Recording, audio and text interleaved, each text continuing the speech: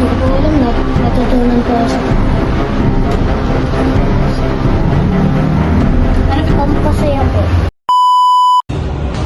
So, hi everyone, Quezal Sifrid here.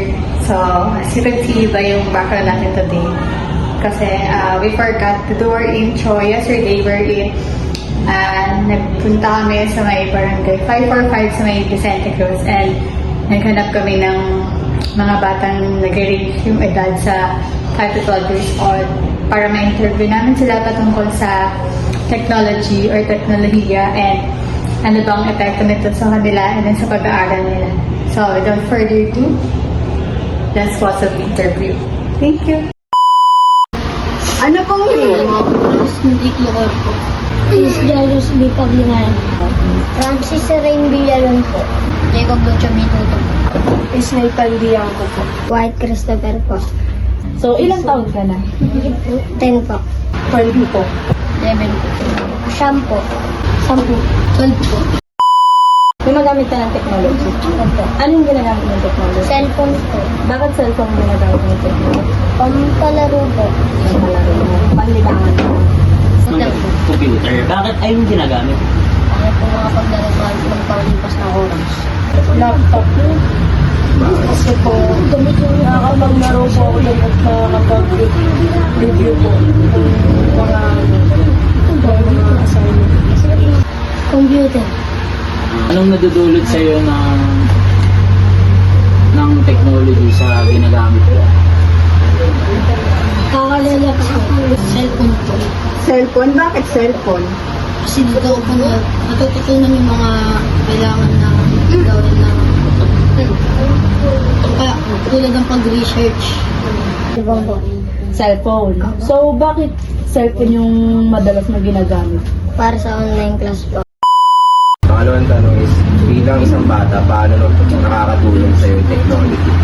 Para po makapag-research ng mga project o assignment. Search sa Chrome or Google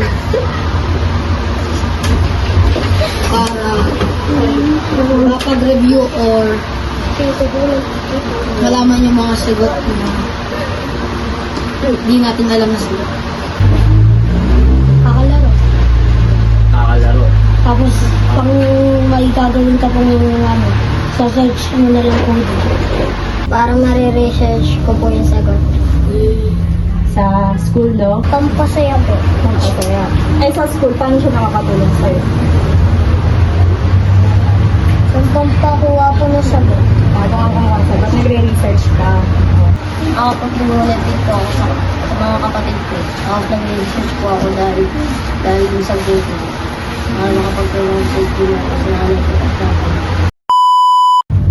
Paano nakakatulong sa pag-aaral mo yung teknolohiya? Bukod sa pagre-research mo. sa sagot po. Sagot sa mga assignments mo, tama Opo. ba? O ganun. Sinesearch ko po, tapos nire-review ko. Sa Chrome po, sinesearch ko po yung sagot. Pag nahihirapan po ako. Doon ka kumuha ng idea para may masagot ka. Nakakatawag po na po ako din. Research po ng assignment at project po. Sa pag-research sa Chrome, pag naman mga sagot. Sa paanong paraan? Sa science po, sa Sige. Ano yung nararamdaman mo pag nakakagamit ka ng technology or cellphone? Masaya po. Masaya. Opo. Paano naman? Ano man yung nararamdaman mo pag hindi mo ito nagagamit? Okay lang po. Okay lang? Okay lang kahit walang cellphone? Opo. No? Ako pag relax po, wala po ako inisip sa utak. Paano naman kapag hindi ka nakakahawak or nakakalaro ng technology or ng computer? Ano naman yung nararamdaman mo? Wala po, nakarelax. Nakakarelax. Nakaka-relax po, tapos masaya po. Kasi nakakapag-laro po ako din sa laptop. Nakabi. Nakakali ka sa technology.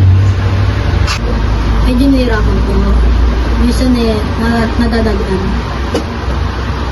nag-e-enjoy ka ba kapag nagsa-cellphone ka? Paano kapag hindi?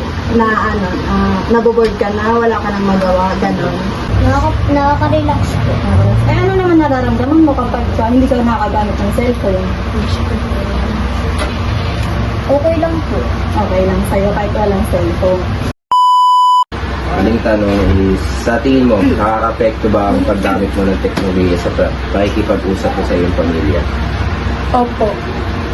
Kasi po natutulungan po ako nito na nakausap yung pamilya ko sa mga kaibigan ko po. Hindi na po ako masyado nakapag-usap sa'yo. Minsan na sa computer. Okay. Hindi ka, bakit?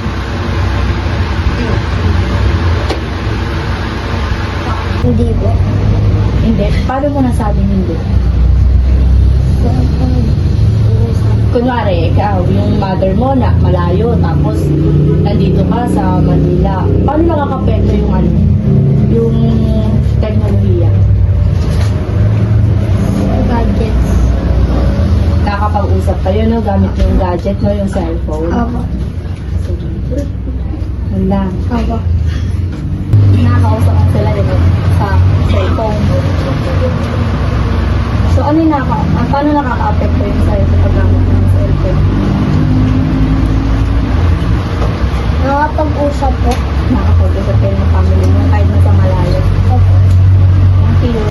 Like po, para sa po mga importante na mga nagme-message o pagpapadala ng mga peras.